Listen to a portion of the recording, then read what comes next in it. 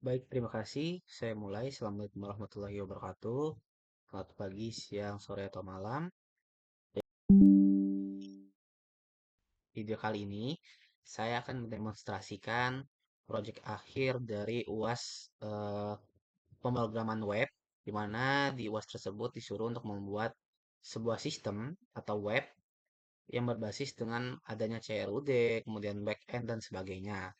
Untuk temanya bebas, dan di sini kami memilih kelompok kami memilih menggunakan tema sistem manajemen keuangan. Nah, di kelompok saya sendiri itu ada saya, ada Sandra, Nurul, dan Kak Habib. Dan mungkin langsung kita masuk saja ke webnya. Saya akan jelaskan fitur-fitur yang ada. Jadi, pertama, di web ini itu saya sudah masukkan ke database dia. Itu dinamakan dengan project akhir web V2 versi 2 backend revisi. Ini versi finalnya. Nah, ini sudah dimasukkan ke Laragon, jadi dia tuh sudah terhubung ke database ya. Nah, bisa kita buka.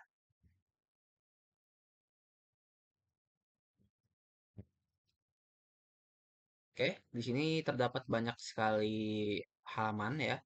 Ada aset, aset ini berisikan CSS dan JS, di mana header itu kita masukkan ke bagian CSS dan JS. Jadi yang lainnya ketika dihubungkan dengan header itu bakal otomatis terdesain.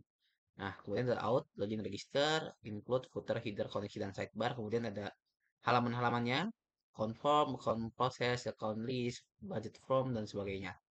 Oke, langsung aja kita masuk ke demonya. Jadi, di sini saya akan namakan project akhir web versi 2 backend revisi.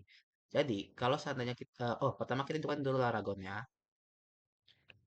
Sebentar, kita hidupkan. Kemudian kita masuk ke PHP My Admin.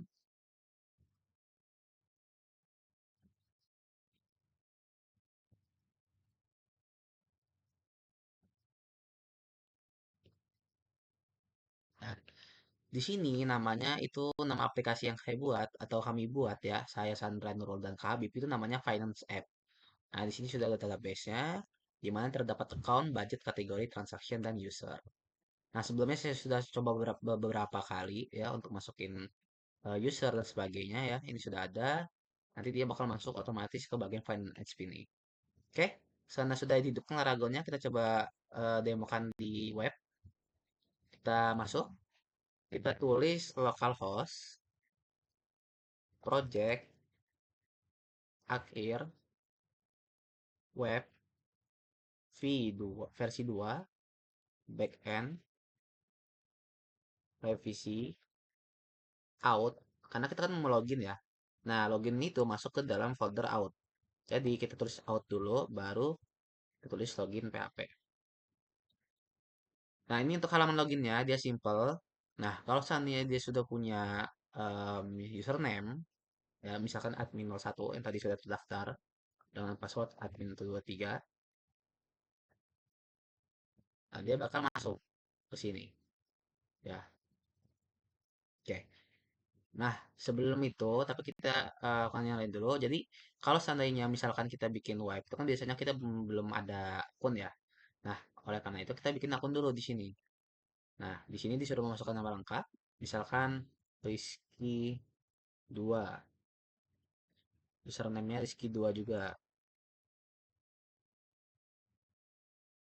Misalkan emailnya rizky2 @gmail.com ya. Passwordnya misalkan Rizky222. Konfirmasi password ini kita tulis lagi ulang passwordnya. Rizky222. Kemudian kita daftar. Nah, username atau email sudah terdaftar. Nah, di sini berarti sudah ada nih. Di bagian user, itu sudah ada user 2. Nah, Rizky 2 ini sudah ada. Ya, menggunakan email yang sama, rizky2@gmail.com. Walaupun beda nama dan username-nya. Berarti kita ganti. Misalkan kita ganti dengan Rizky 3. Coba. Jadi di sini dia untuk konfirmasi ya. Kalau seandainya sudah terdaftar, dia nggak akan terhubung. Nah, kita coba lagi pakai angka yang lain. Ini passwordnya Rizky333. Kita daftarkan.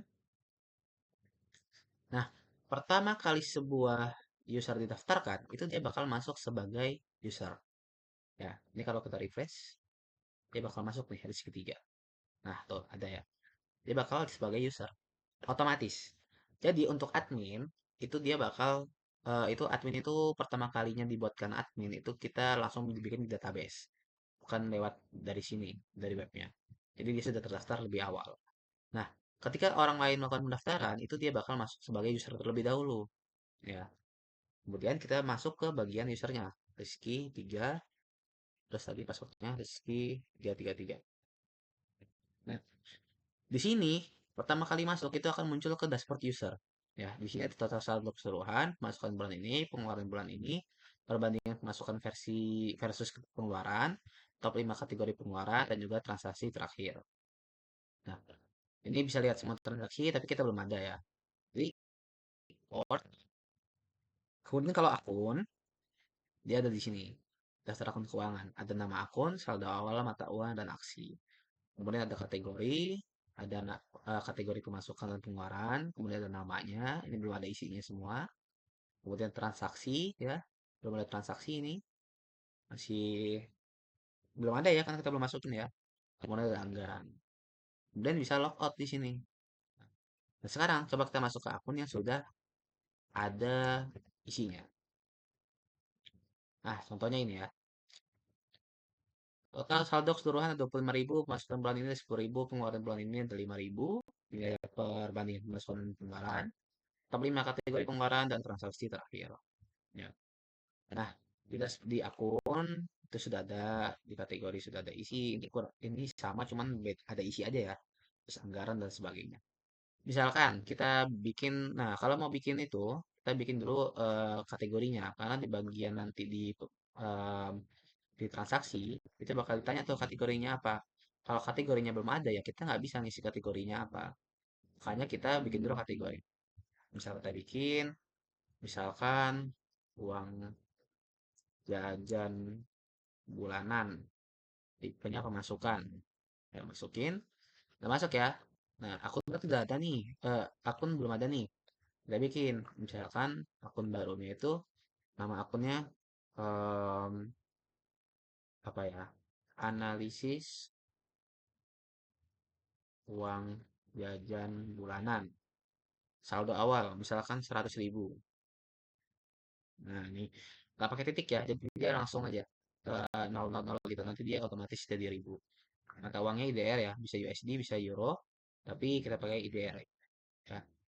Dan kita simpan akun, nah masuklah. Jadi Rp 100.000. Dia bakal masuk ke dashboard ini. Nah, total saldo keseluruhannya ditambah tuh 125.000. Nah, terus tuh di sini masuk nih. Oh, belum masuk nih. Nah, kemudian kita bikin transaksi itu. Nah, jadi kalau masuk di akun ini, pas masukin saldo awal itu dia nggak langsung masuk ke bagian pemasukan bulan ini. Itu saldo awal. Kalau kita masukkan di transaksi, ya, maaf, di kategori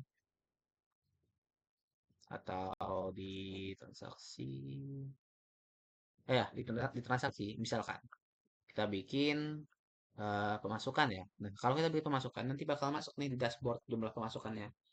Misalkan, tadi kan kita bikin analisis uang jajan bulanan. Kemudian kita bikin pemasukan dari kategorinya.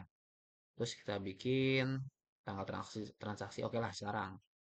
Jumlahnya kita bikin misalkan nambah 10.000 nih. Nah, dashboard sih kosongin lah. Ngapain? Tapi kalau mau isi bebas, nggak apa. Nah, kita simpan transaksi, kan dia masuk nih sebagai pemasukan. Nah, 10.000 yang ini itu bakal masuk di dashboard. Nah, jadi kalau kita buka dashboardnya dari 20.000. Nah, ya kan? Seperti itu. Kalau keluar ya, dia bakal jadi nambah nih pengeluaran bulan ininya. Gitu.